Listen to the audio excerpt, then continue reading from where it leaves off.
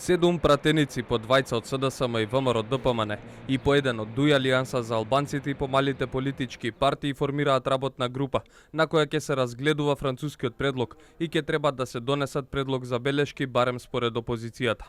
Првата средба ќе се одржи веќе утре, а доаѓа по барање на лидерот на ВМРО ДПМН Христијан Мицкоски и лидерот на Демократскиот сојуз Павле Трајанов. Координаторот на пратеничката група на ВМРО ДПМН Никола Мицевски вели се надева дека ќе донесат заеднички решенија со кои би се подобрила преговарачката рамка. За опозицијата проблематични се 4 точки од предлогот и истите ќе ги бранат за, како што рече тој, заштита на идентитетот и јазикот.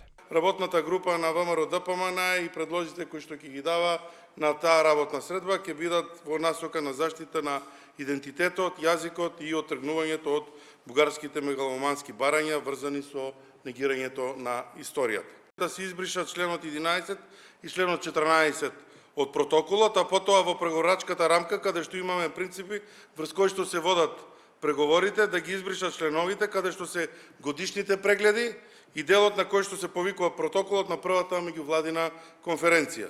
Пратеникот Трајанов вели не се знае дали тој ќе биде представникот на помалите политички партии, но во суштина сите имаат исти забелешки, кои заедно со лидерите на ДОМ и ЛДП, Маја Морачанин и Горан Милевски, ги презентираа пред председателот на Европскиот совет Шарл Мишел.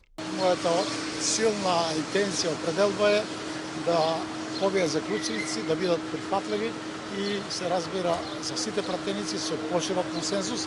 Не верувам дека ќе има општ консензус, бидејќи некои партии се директно против НАТО, против Европската унија, од нив веројатно не треба да бараме согласност. И додека според опозицијата, овие предлози кои ќе бидат донесени во собранието треба да бидат облигаторни, но и преку нив да се влие врз текстот на францускиот предлог. Од власта со став, пратеничките средби и забелешки не можат да го изменат предлогот. Единствено што може велат е да се донесат заклучоци во собранието, кои би биле обврзувачки само за македонската влада.